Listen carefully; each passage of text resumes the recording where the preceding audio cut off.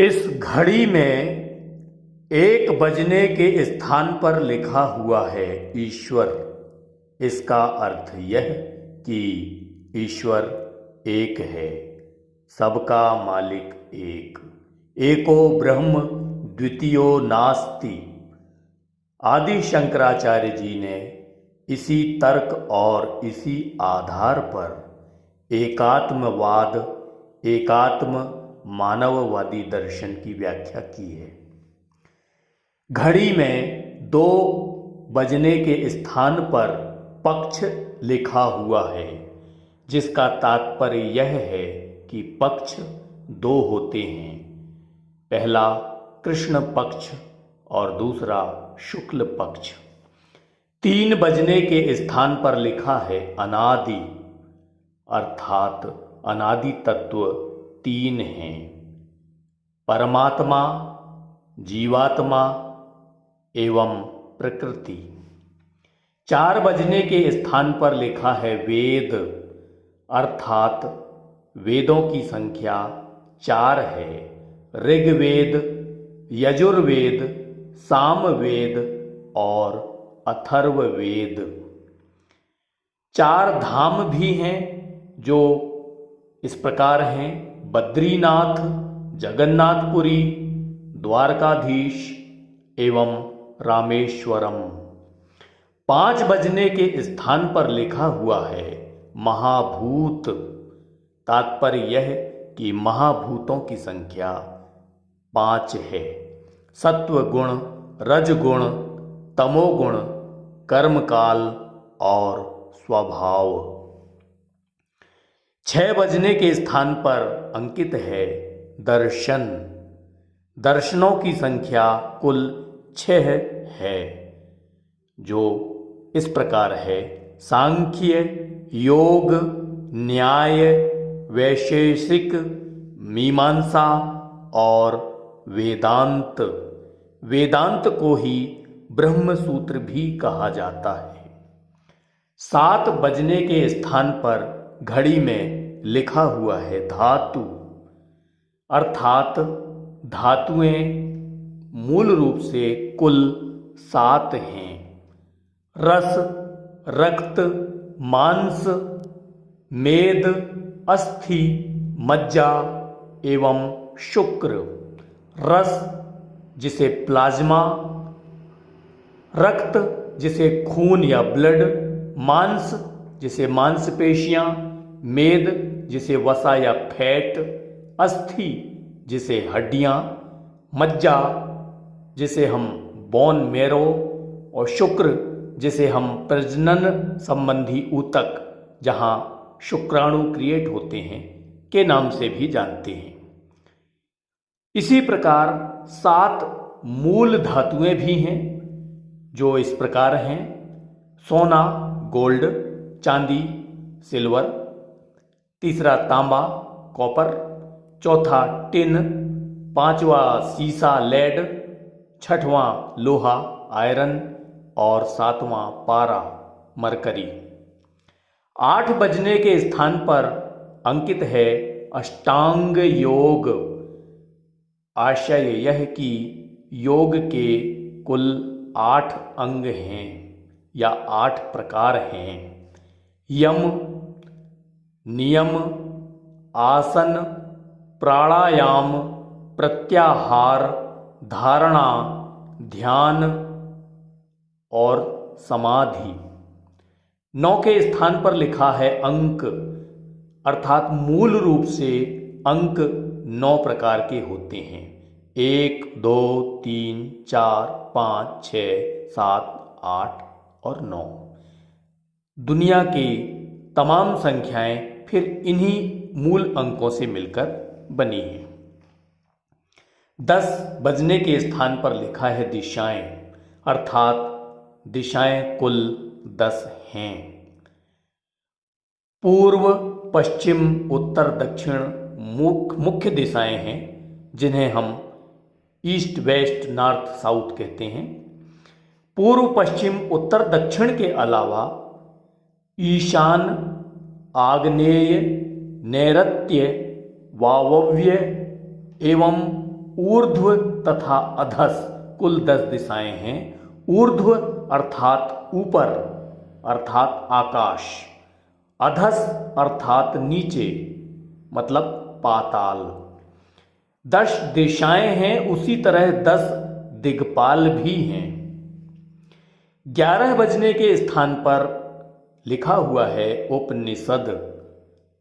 इसका आशय यह है कि उपनिषदों की संख्या कुल 11 है। पहला कठोपनिषद, दूसरा केनोपनिषद, तीसरा प्रश्नोपनिषद, चौथा मांडूक्योपनिषद, पांचवा ऐतरेयोपनिषद, छठवां तैत्तिरीयोपनिषद, सातवां ईशावास्योपनिषद, आठवां मुंडकोपनिषद, नौवां श्वेताश्वतरोपनिषद, 10वां ध्यान बिंदु उपनिषद और 11वां नाद बिंदु उपनिषद। कठोपनिषद यमराज नचिकेता संवाद से संबंधित है। केनोपनिषद में ब्रह्म विद्या सार का वर्णन है। प्रश्नोपनिषद में प्राण शक्ति का रहस्य वर्णित है। मांडुक्योपनिषद में आत्म तत्व का निरूपण है। ऐतरेयोपनिषद में सृष्टि रचना क्रम का चित्रण है। तैत्तिरीयोपनिषद में ब्रह्म की प्राप्ति का जिक्र है। ईशावास्योपनिषद में परम ब्रह्म के स्वरूप का वर्णन है। मुंडकोपनिषद में ब्रह्म ज्ञान के उपदेश का वर्णन है। श्वेताश्वरोपनिषद में मन की शुद्धि का वर्णन है। ध्यान बिंदु उपनिषद में क्रियात्मक ध्यान योग का विश्लेषण है। नाद बिंदु उपनिषद में नाद ध्वनि से ब्रह्म प्राप्ति का विस्तृत चित्रण किया गया है। घड़ी में 12 बजे के स्थान पर आदित्य लिखा है, जिसका अर्थ यह है कि सूर्य 12 प्रकार के होते हैं। इसी कारण सूर्य नमस्कार मुद्रा में 12 मंत्रों का प्रयोग किया जाता है। प्रयुक्त होने वाले 12 मंत्र इस प्रकार हैं। पहला ओम सूर्याय नमः, दूसरा ओम भास्कराय नमः, तीसरा ओम रवये नमः, चौथा ओम मित्राय नमः, पांचवा ओम भानवे नमः, छठा ओम खगय नमः, सातवां ओम पुषणे नमः, आठवां ओम मारीचाये नमः, नौवां ओम आदित्याय नमः, 10वां ओम सावित्रे नमः, 11वां ओम आकार्य नमः, 12वां ओम हिरण्यगर्भाय नमः। 12 प्रकार के सूर्य मुख्य रूप से माने गए हैं। पुराणों में भगवान सूर्य के 108 नामों का भी उल्लेख किया गया है। सूर्य के 12 नामों की तरह 12 राशियां भी हैं, जो इस प्रकार हैं: एरीज मेष, टॉरस वृषभ, जेमिनी मिथुन, कैंसर कर्क, लियो सिंह, वर्गो कन्या, लिब्रा तुला, स्कॉर्पियो वृश्चिक, सजिटेरियस धनु, कैप्रिकॉर्न मकर, एक्वेरियस कुंभ और पाइसिस मीन। कुल 12 राशियां हैं। इसी तरह भारत में 12 ज्योतिर्लिंग हैं। 12 ज्योतिर्लिंग इस प्रकार हैं: पहला सोमनाथ, दूसरा मल्लिकार्जुन, तीसरा महाकालेश्वर, चौथा ओमकारेश्वर, पांचवा केदारनाथ, छठवां भीमाशंकर, सातवां काशी विश्वनाथ, आठवां त्रयंबकेश्वर, नौवां वैद्यनाथ, 10वां नागेश्वर, 11वां रामेश्वर और 12वां घुमेश्वर।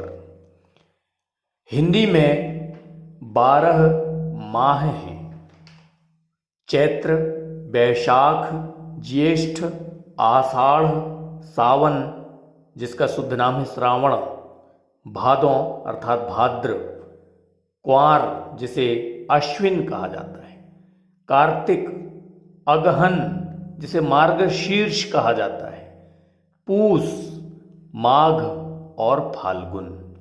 संयोग से इत्तेफाक से अंग्रेजी में भी 12 माह हैं, जो कि जनवरी से लेकर दिसंबर तक हैं।